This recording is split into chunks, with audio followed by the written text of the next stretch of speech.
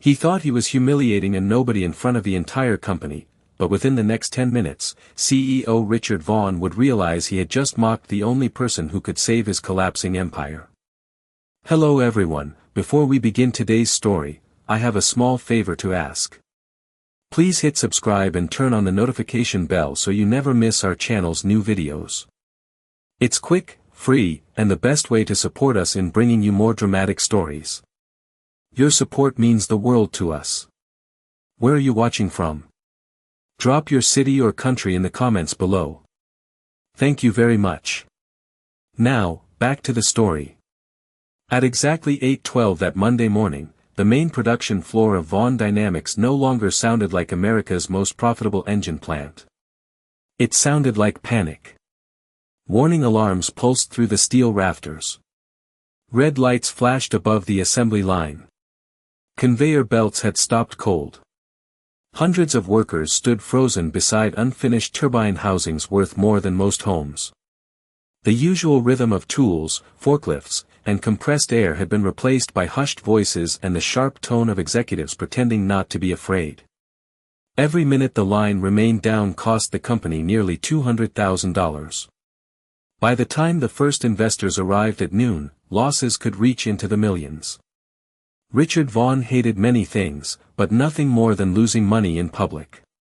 He strode across the polished catwalk above the floor in a tailored charcoal suit that looked untouched by the chaos below. At 56, he carried himself like a man who believed buildings stood straighter when he entered them. His silver watch caught the overhead lights with every movement. Department heads followed 3 steps behind, clutching tablets and excuses. "Why is it still dead?" he snapped, staring down at the silent machine at the center of the plant. No one answered fast enough. Marcus Reed, chief engineer, adjusted his glasses and cleared his throat. "We're isolating the fault, sir. It appears the thermal management system triggered a protective shutdown." Richard turned slowly. "Appears?" The single word landed harder than shouting. Marcus swallowed. "Yes, sir." Richard's jaw tightened. He looked across the factory floor where nervous technicians pretended to keep working on machines that no longer moved. Then he saw something that irritated him even more than failure. A woman in a faded blue maintenance jacket was walking calmly through the commotion carrying a metal toolbox as if this disaster had nothing to do with her. She moved with steady steps, not rushed, not frightened, not eager to impress anyone. Emily Carter kept her eyes forward and said nothing. Grease marked one sleeve of her jacket. Her brown hair was tied back simply. She looked like someone most executives would forget the second they passed her. Richard pointed down from the catwalk. "Who is that?" Olivia Hayes, operations director, glanced below. "Night maintenance, I believe. She handles routine equipment service." Richard gave a short laugh with no humor in it. "Routine. Wonderful. My billion-dollar line is dead, and routine has arrived." Several managers forced polite smiles. Emily reached the disabled engine module and set down her toolbox. She crouched beside the housing, listening. Not touching. Just listening. Marcus frowned. She shouldn't be near that unit. Richard's eyes narrowed. Then a cruel idea entered them. "Bring her here," he said. "If my engineers can't fix the impossible, perhaps the janitorial department can." Laughter scattered nervously through the group. Below them, workers began to notice. Heads turned. Conversation stopped. Someone signaled Emily to come forward. She stood, lifted the toolbox, and walked toward the stairs without protest. Richard smiled for the first time that morning. He believed entertainment had finally arrived. He had no idea judgment was walking up to meet him. Emily Carter stepped onto the executive platform carrying her dented metal toolbox with the same calm expression she had worn on the factory floor. Below, nearly 400 employees watched in growing silence. Above them, the senior leadership team stood in pressed suits, polished shoes, and rising anxiety. The contrast was impossible to miss. Richard Vaughn looked her over as if inspecting a defective shipment. "Name?" he asked. "Emily Carter," she answered. Her voice was steady, low, and unhurried. Richard folded his arms. "How long have you been with this company, Miss Carter?" 11 months. "Doing what exactly?" "Maintenance, diagnostics, and overnight system support." A few executives exchanged glances. Overnight staff were invisible to people like them. Richard gave a short smile. "Diagnostics. Then perhaps today is your lucky day." Nervous laughter drifted around him. Emily did not react. She simply waited. Richard gestured dramatically toward the silent engine module below, a machine the size of a pickup truck surrounded by cables, pipes, and halted conveyors. "That unit powers 60% of this line. My best engineers cannot restart it. We have investors arriving in less than 4 hours. Since you handle diagnostics, I am giving you an opportunity." Marcus Reed shifted uneasily beside him.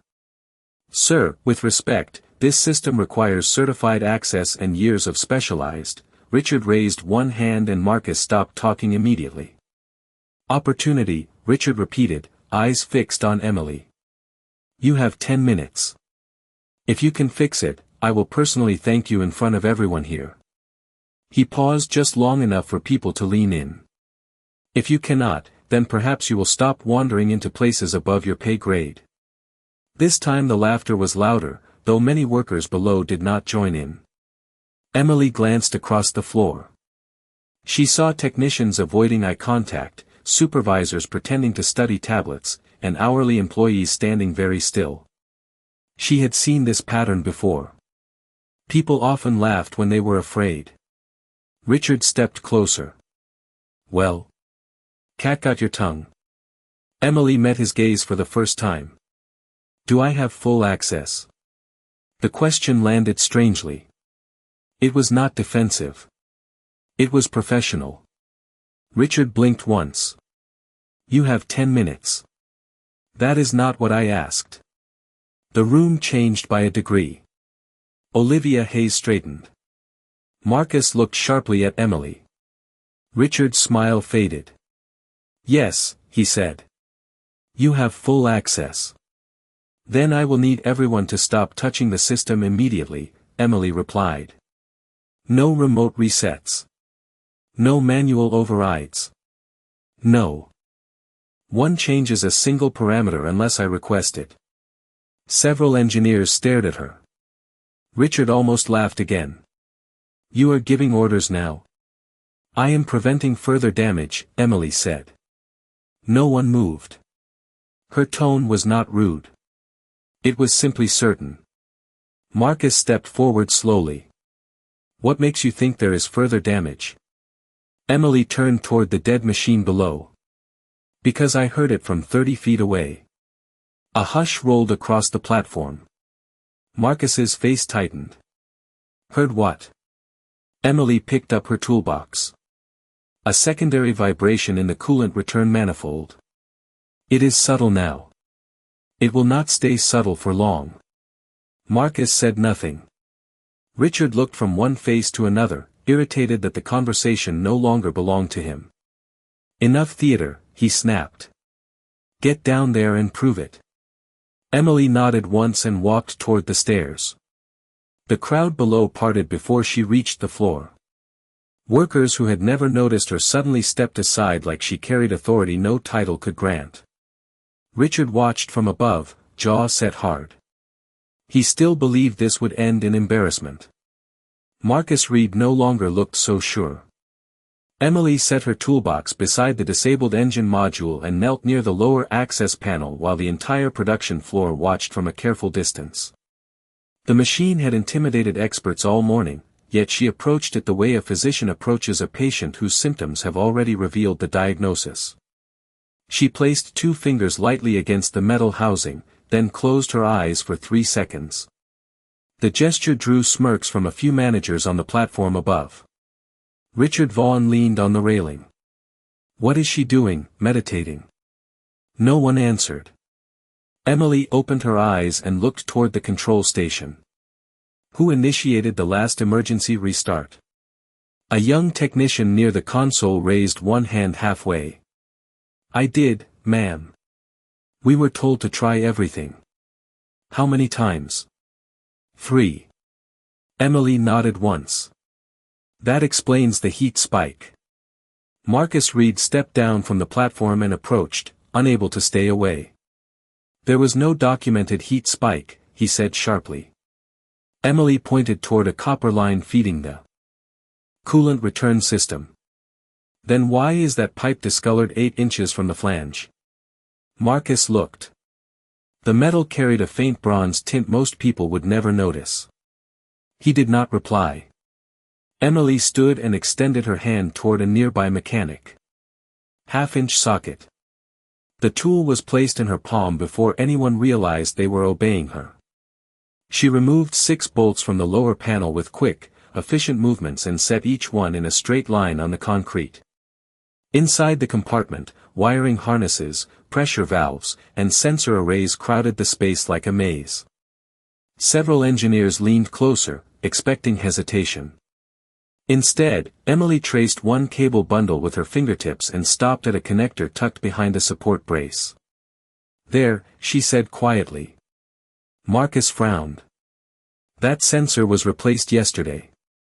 Emily glanced at him. I know. Marcus stiffened. How would you know that? She returned her attention to the machine. Because the replacement tag is still attached, and because the installer routed the cable backward, creating signal delay under load. A murmur moved through the workers. Marcus's face lost color by a shade. That would not shut down the system, he said. Emily reached deeper into the housing and rotated the connector 1/4 turn. Correct. It would only confuse the thermal controller. She then pointed upward without looking. The shutdown came from the pump cavitation that followed. Silence. Even the overhead alarm seemed less loud. Richard straightened from the railing. English, please. Emily rose to her feet. Your system believed it was overheating because of a false reading. It forced extra coolant demand. The pump drew air pockets. Pressure collapsed. The line shut itself down to avoid real damage. Richard stared at her. Can you fix it? Yes. Then why are you talking? Emily met his eyes calmly. Because if I restart it before replacing the damaged seal, it will fail again in under 6 minutes. Richard opened his mouth, then closed it. Olivia Hayes slowly stepped beside him, watching Emily with new attention. How long to replace the seal, she asked. 7 minutes if your parts room is organized. 15 if it is run by accounting. A few workers laughed before they could stop themselves. Richard did not. Emily turned to the nearest supervisor. Storage bin C14. Composite pump seal, blue ring.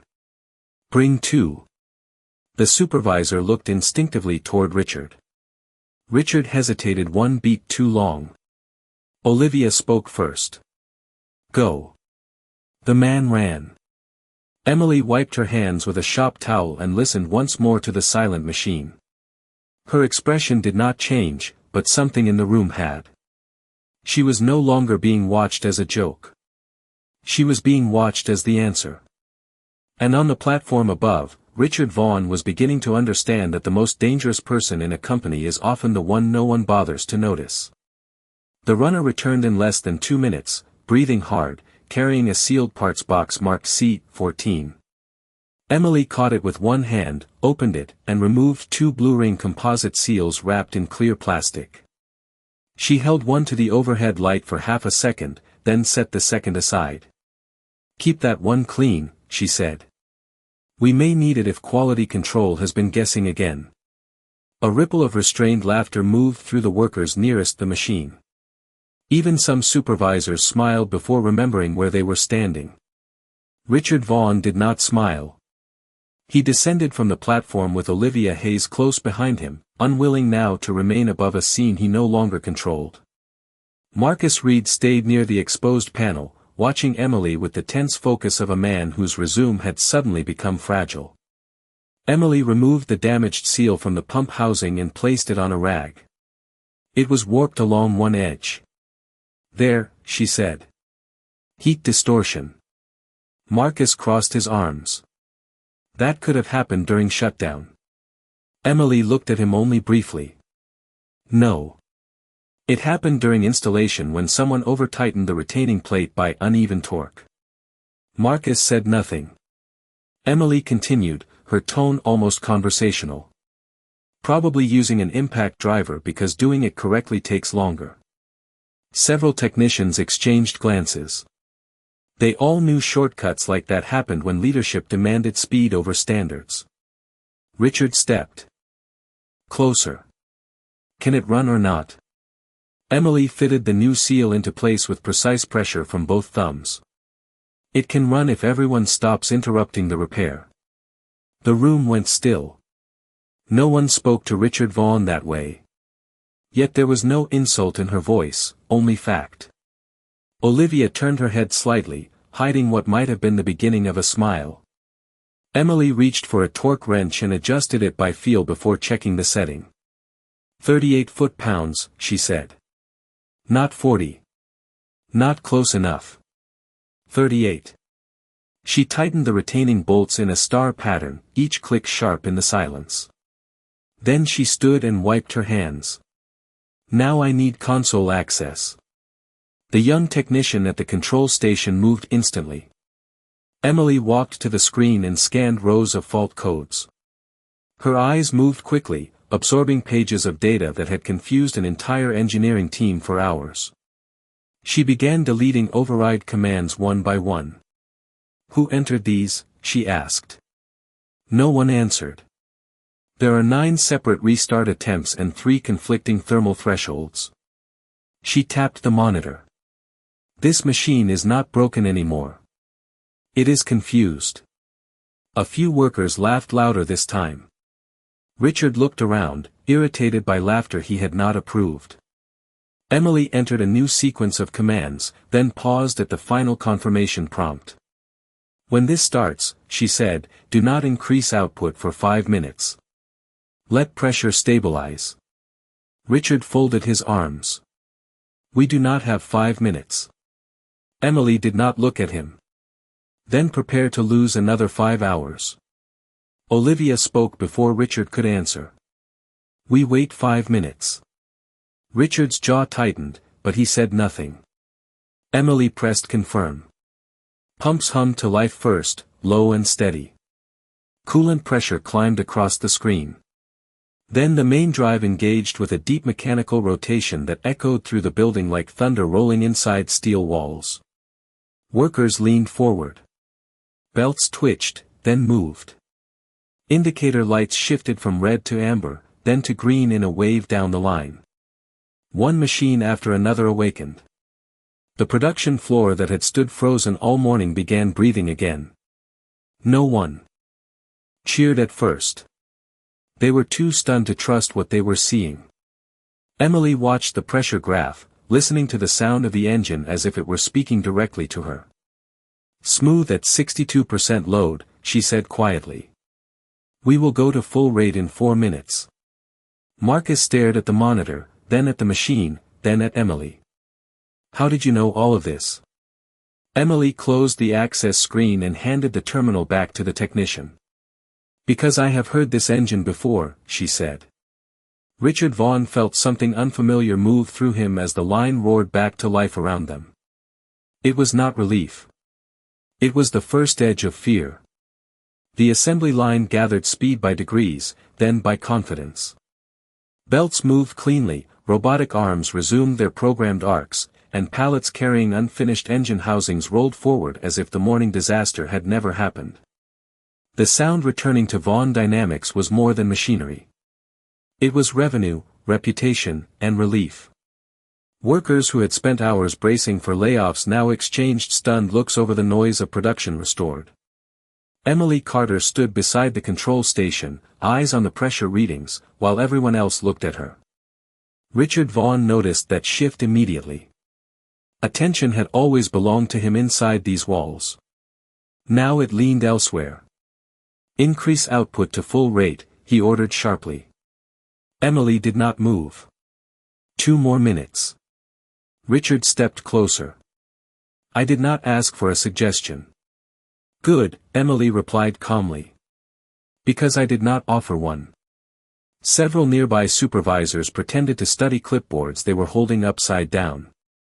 Olivia Hayes looked away to hide another almost smile. Richard lowered his voice. You seem to forget who runs this company. Emily finally turned toward him. And you seem to forget who just restarted it. The room went quiet again, though the machines continued roaring around them. Richard stared at her, weighing anger against optics. Before he could choose, a chime sounded from the front reception monitors mounted above the floor. Security cameras displayed a row of black SUVs turning into the main entrance. Investors had arrived early. Olivia checked her watch. They are 40 minutes ahead of schedule. Richard straightened instantly, smoothing his jacket. Good. They will see operations at full strength. Emily glanced at the monitor, then back to the pressure graph. Not if you spike the load before the coolant equalizes. Richard ignored her. Take it to 100%, he barked to the technician. The young man froze, eyes moving between the CEO and Emily. Emily said nothing. She simply folded her arms and watched the screen. Olivia noticed first. Richard, she said carefully, perhaps we should follow the person who has been correct all morning. Richard's pride flared hotter than reason. 100% now. The technician, trapped between title and truth, obeyed. He entered the command. Across the floor, the line accelerated. Motors deepened in pitch. Output counters jumped. For 3 seconds, everything looked fine. Then the pressure graph on the monitor began to wobble. Emily exhaled once through her nose. There it is. Amber warning lights blinked above the coolant subsystem. A sharp tone sounded. Workers turned. Richard's face hardened. What did you do? Emily did not blink. Nothing. That is the problem. You keep confusing command with competence. Marcus Reed rushed to the screen. Pressure oscillation in the secondary loop, he muttered. How? Emily answered without looking at him. Because the trapped air pocket I warned about just moved downstream. Another alarm sounded, louder this time. The line had not stopped, but it was seconds from protecting itself again. Investors were now visible through the glass lobby doors, escorted by reception staff toward the factory viewing corridor. Richard's confidence cracked in plain sight. Fix it, he said. It was no longer a command. It was a plea wearing expensive clothing. Emily let the silence sit for one long beat. Then she stepped forward, entered 3 rapid adjustments, reduced load to 72%, cycled the bleed valve sequence, and reset the coolant balance. The pressure graph steadied almost instantly. Warning lights returned to green. The investors entered the viewing corridor just as the line resumed a smooth, powerful rhythm. They smiled, impressed. Richard did not. He knew how close humiliation had come. Olivia looked at Emily with open respect now. Marcus looked at the floor. Emily picked up her toolbox as if the moment were ordinary. You are welcome, she said softly. Richard Vaughn had built an empire on people fearing his authority. For the first time in years, he was standing in front of someone who did not fear him at all. The investor tour moved along the glass corridor overlooking the production floor, nodding with practiced approval as machines ran smoothly below. Richard Vaughn walked beside them wearing the recovered confidence of a man determined to rewrite the last 15 minutes in his own favor. He spoke of efficiency, resilience, and innovation as though those words had personally restarted the line. Olivia Hayes followed one step behind, saying little. She had spent enough years in executive rooms to know when silence was more honest than speech. On the floor below, Emily Carter closed her toolbox and began gathering the bolts and tools she had neatly arranged during the repair. No cameras turned toward her. No formal thanks had been offered. Yet workers passing by slowed to glance at her with something new in their eyes. Respect arrives quietly. Marcus Reed descended the stairs and approached with the careful posture of a man walking toward uncomfortable truth. "You embarrassed me up there," he said, though the edge in his voice lacked conviction. Emily kept packing tools. "No. Your choices did that." Marcus looked over his shoulder to make sure no one stood close enough to hear. "You knew about the sensor routing, the torque pattern, the thermal logic. Those details are internal." "How?" Emily latched the toolbox and stood. "Because they were not internal when they were mine." Marcus frowned. "What does that mean?" She studied him for a moment. "It means 10 years ago there was a smaller company called Carter Motion Systems. We developed a compact efficiency engine with adaptive cooling controls. Then Vaughn Dynamics acquired us." Marcus's expression changed slowly, like dawn reaching a room that had resisted light. "I remember that acquisition." "Most people do not," Emily said. "It was buried under a larger merger announcement." Marcus's mouth parted. "Carter." Emily nodded once. "My name did not change." He looked toward the engine module as if seeing it for the first time. "You designed the original platform?" "I led the team that built it." The room inside Marcus Reed went silent long before the factory did. "Then why are you in maintenance?" Emily's face remained calm, but something older moved behind her eyes. "Because after the acquisition, the patents were reassigned, my division was dissolved, and I was told I lacked executive temperament." Marcus swallowed. He knew exactly whose language that sounded like. "So you came back here?" "I came back because systems fail when arrogance is promoted faster than skill." Before Marcus could answer, a voice called from behind them. "Ms. Carter." Richard Vaughn stood several feet away, the investors now occupied in a conference room upstairs. His polished tone had returned, but strain hid beneath it. "Walk with me." Emily lifted her toolbox. "I prefer standing." Richard ignored the remark. "You have made quite an impression today." "That was not my goal." "Regardless," he continued, "I am prepared to be generous. A promotion. Better pay. A management track. Let us treat this morning as an unfortunate misunderstanding." Emily looked at him steadily. "You think this is about money?" Richard gave a thin smile. "Everything in business is about value." "No," Emily said softly. "That is why you keep breaking things." Marcus looked down. Olivia, who had approached quietly enough to hear the exchange, did not interrupt. Richard's jaw tightened. "Careful."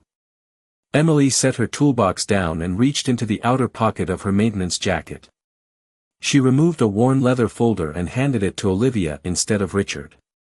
Inside were dated schematics, engineering notes, and patent drafts bearing one signature again and again, Emily Carter.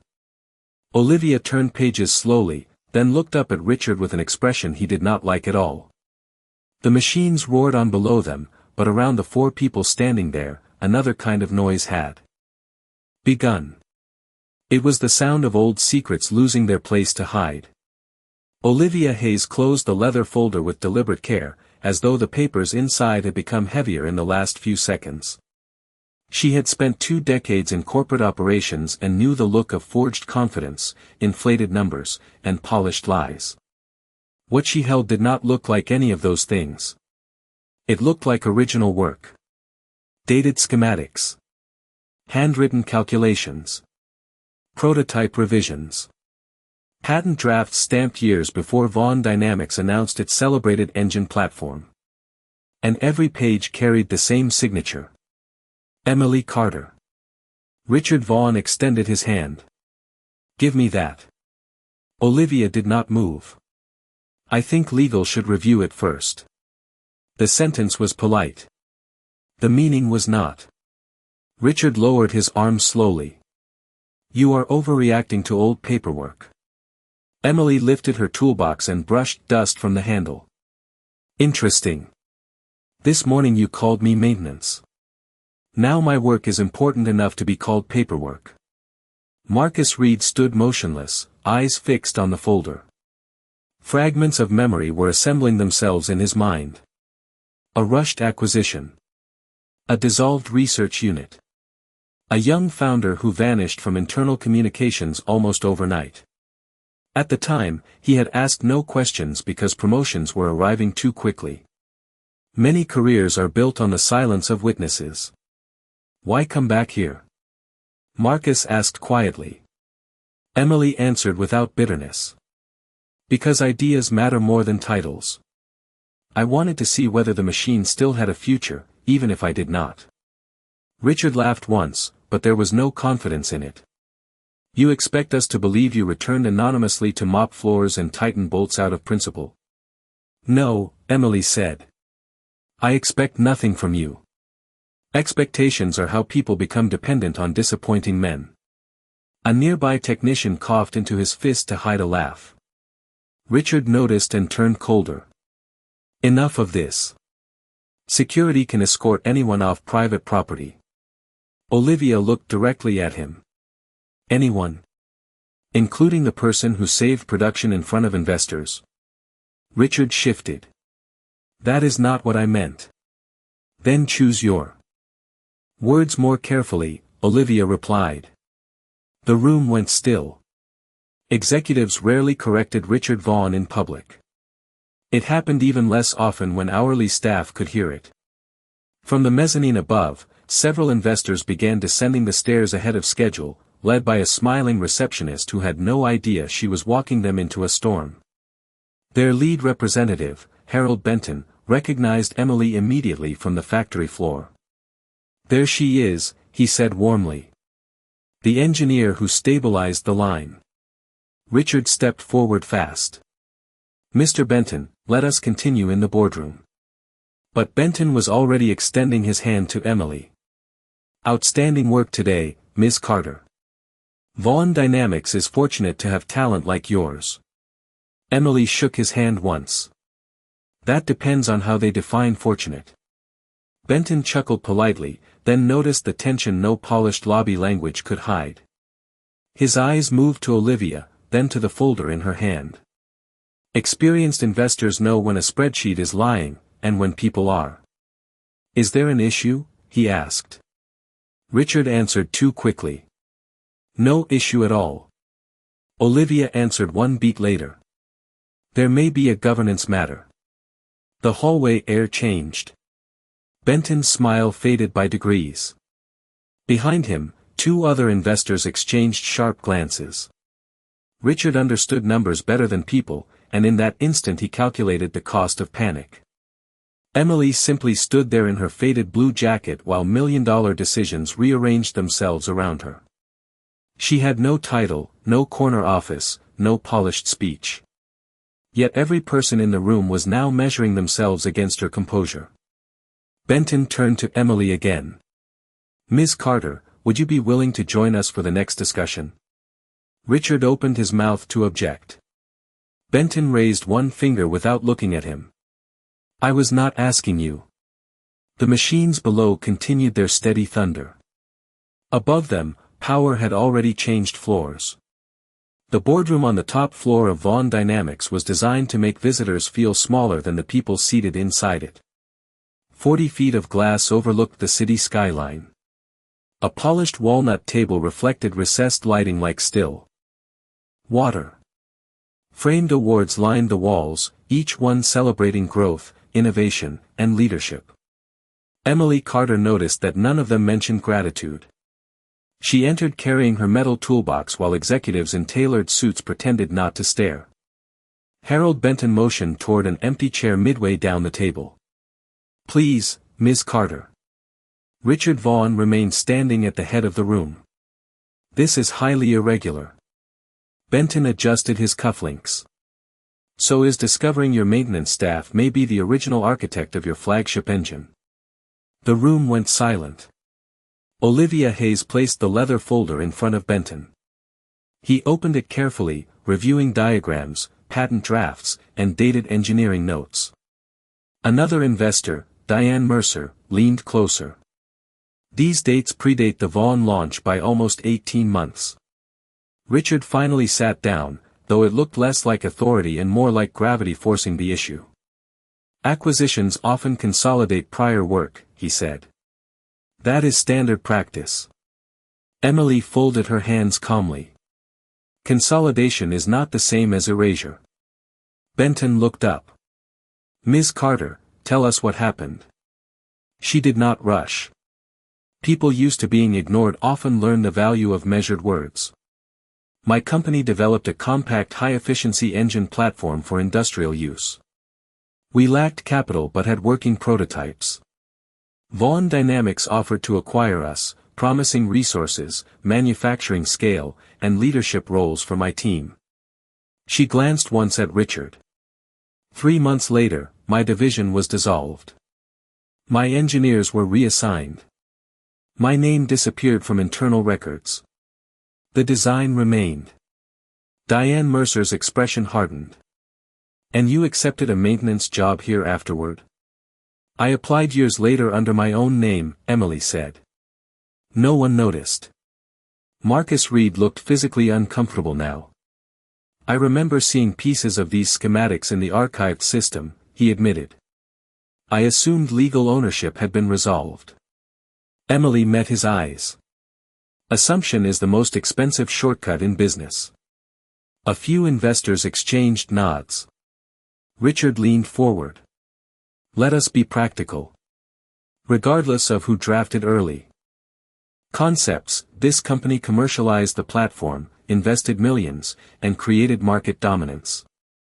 And nearly shut it down this morning, Olivia said evenly. Richard turned toward her. Whose side are you on? Olivia did not blink. The side that likes facts. Benton closed the folder. So do we. He looked toward Emily. Why stay quiet until now? Emily answered with the same calm that had unsettled everyone all day. Because truth does not become stronger by shouting. It becomes stronger when people are finally ready to hear it. No one spoke for several seconds.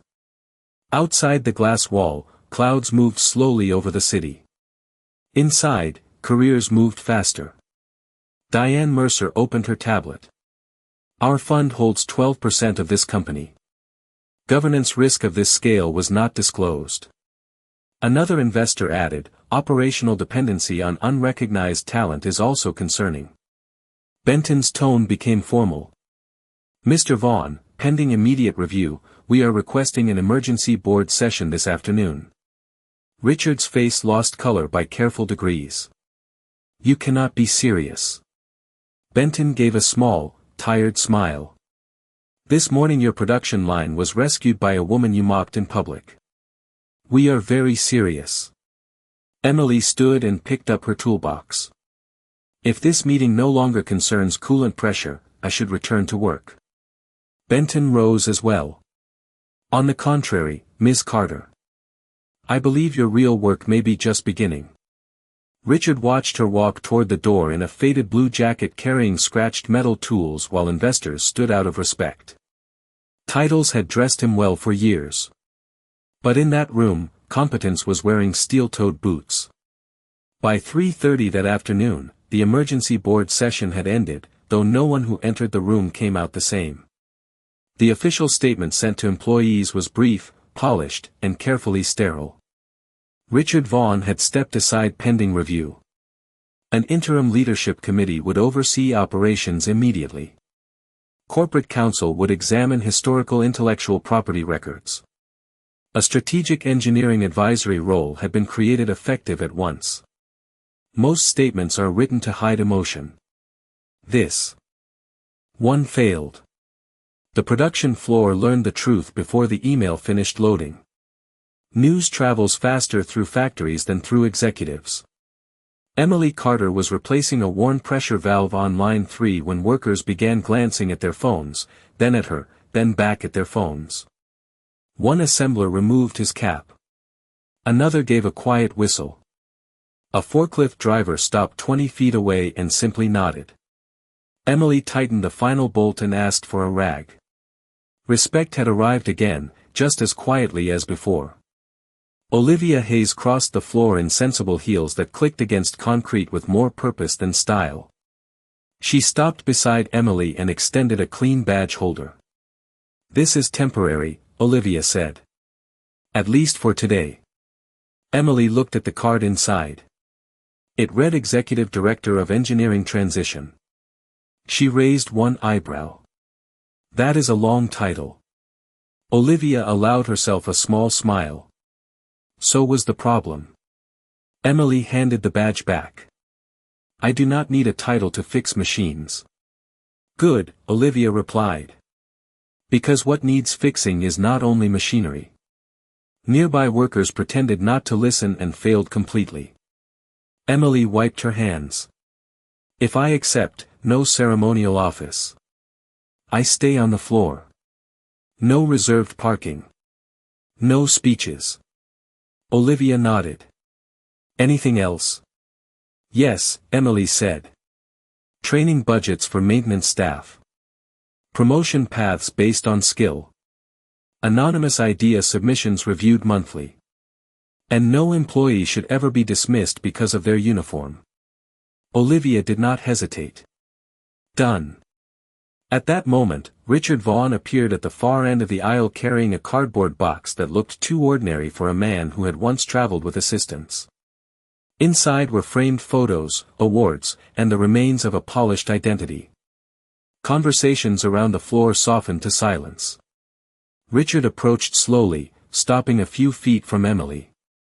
Without the corner office behind him, he seemed smaller, though no shorter. "I came to say something," he said. Emily waited. Richard glanced at the workers nearby, then back at her. "I misjudged you." Emily considered the sentence. "No," she said calmly. "You judged yourself through me." He lowered his eyes. For the first time anyone there could remember. "Perhaps." He hesitated. "Congratulations." Emily's voice remained gentle. "I do not need your congratulations. But I hope you learn from your embarrassment. It cost less than most people pay." The room went silent, then warmer somehow. Richard gave one slow nod, turned, and continued toward the exit carrying his box alone. No one mocked him. Real justice rarely needs applause. 2 weeks later, productivity at Vaughn Dynamics had risen 12%.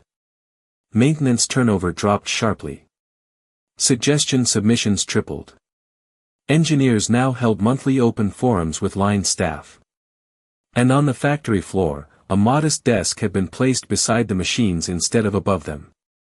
Emily Carter worked there in the same blue jacket, sleeves rolled neatly, reviewing designs between service calls. New hires often mistook her for senior maintenance until they noticed who asked for her approval. When they learned the truth, she always told them the same thing. Listen to everyone. Especially the people no one notices. And that was the day an entire company remembered that titles can command attention, but only humility earns respect.